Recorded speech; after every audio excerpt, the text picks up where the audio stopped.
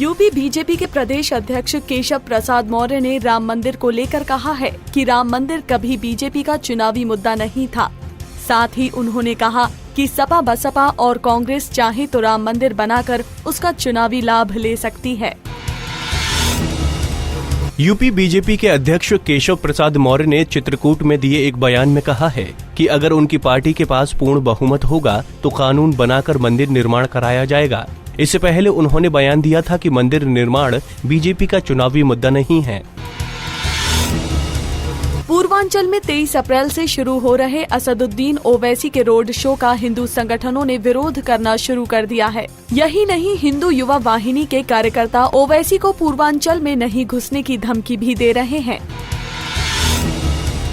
BJP के प्रदेश अध्यक्ष केशव प्रसाद मौर्य कानपुर पहुंचे। यहां उनके समर्थकों ने उनका भव्य स्वागत किया।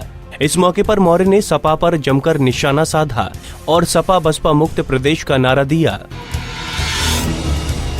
राज्यपाल राम नाईक इलाहाबाद के एक विश्वविद्यालय में पहुंचे, जहां उन्होंने आजम खान पर बयान देकर कहा कि आजम खान के राजनीतिक बयानों का मैं जवाब नहीं दूंगा, लेकिन उनका रवैया खराब था।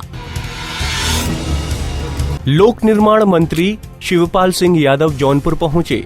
यहां पहुंचकर उन्होंने मेडिकल कॉलेज में चल रही गुंडई पर सख्त रुख अख्तियार करते हुए कहा कि बालू और सीमेंट को पचाने में जो भी मंत्री या माफिया शामिल हैं, उन्हें बख्शा नहीं जाएगा। सपा के कृषि मंत्री विनोद कुमार ने बीजेपी के नए प्रदेश अध्यक्ष केशव प्रसाद मौर्य पर जोरदार हमला किया। कृषि मंत्री ने कहा कि हम बीजेपी के नए प्रदेश अध्यक्ष को जेल नहीं भेजेंगे, ये उनके अपने कर्म हैं। मुजफ्फरनगर में एक ईंटों से भरे ट्रैक्टर ट्रॉली ने एक बाइक को टक्कर मार दी, जिसमें एक युवक की मौके पर ही मौत हो गई, जबकि एक घायल हो गया, जिसे अस्पताल में भर्ती कराया गया है।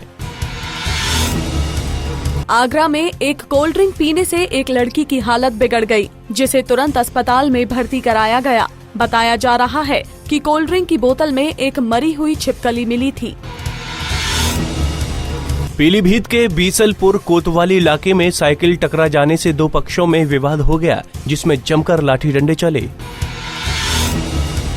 गाजीपुर में शराब की दुकान खोले जाने के विरोध में ग्रामीणों ने महापंचायत का आयोजन किया। ग्रामीणों का कहना है कि आजादी के बाद से उनके इलाके में कोई शराब की दुकान नहीं खोली गई है और न ही अब खुलने देंगे। हापुड़ में जनता की समस्याएं सुनने के लिए आयोजित किया गया तहसील दिवस मजाक बनकर रह गया।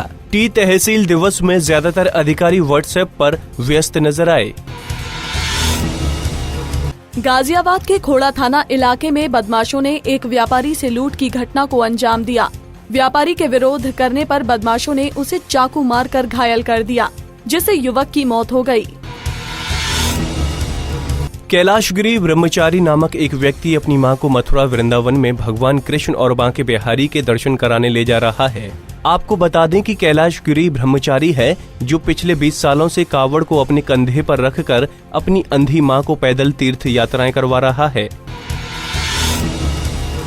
मेरठ में कुछ महिलाओं ने एक व्यक्ति पर आरोप लगाया है कि व्यक्ति ने खुद को आम आदमी पार्टी का अध्यक्ष बताकर किसी को घर दिलवाने और नौकरी लगवाने तो किसी को एमएलसी बनवाने का झांसा देकर उनसे लाखों रुपए ऐंठ लिए हैं। गोरखपुर के मंडलायुक्त कार्यालय के बाहर नेट जेआरएफ पीएचडी के छात्रों ने धरना प्रदर्शन किया। छात्रों का कहना है कि विश्वविद्यालय के कॉलेज में असिस्टेंट प्रोफेसर और एसोसिएट प्रोफेसर के पदों पर आरक्षण के संबंध में जो जारी शासनादेश संविधान के विरुद्ध हैं। अलीगढ़ पुलिस ने लोगों से जुड़ने के लिए नई तरकीब निकाली है। पुलिस ने लोगों से जुड़ने के लिए ट्विटर पर अकाउंट बनाया है। पुलिस ने बताया कि लोग इस अकाउंट पर पुलिस से जुड़ी किसी भी प्रकार की सूचना, शिकायत और सुझाव दे सकते हैं। बरेली के बहेड़ी में कुत्तों ने 5 साल के मासूम को अपना निशाना बना डाला। घर के बाहर खेल रहे बच्चे को कुत्तों के झुंड ने हमला कर जख्मी कर दिया, जिसमें बच्चा बुरी तरह से घायल हो गया, जिसकी अस्पताल में इलाज के दौरान मौत हो गई। लखनऊ में शादी समारोह के दौरान उस समय हड़कंप मच गया जब लड़की पक्ष के कुछ लोग आपस में ही भिड़ गए। मामला निगोहा के मजखेड़ा गांव का है, जहां मामूली विवाद में एक दूसरे पर डंडों से हमला बोल दिया। अलीगढ़ में बच्ची को घर से लेकर भागने में चोर नाकाम हो गया। आरोपी छत के रास्ते से घर में घुसा और लड़की को उठाकर ले जाने लगा। तभी लड़की की मामी जाग गई और उसने शोर मचाते हुए उसका पीछा किया, जिससे आरोपी लड़की को छोड़कर भाग गया।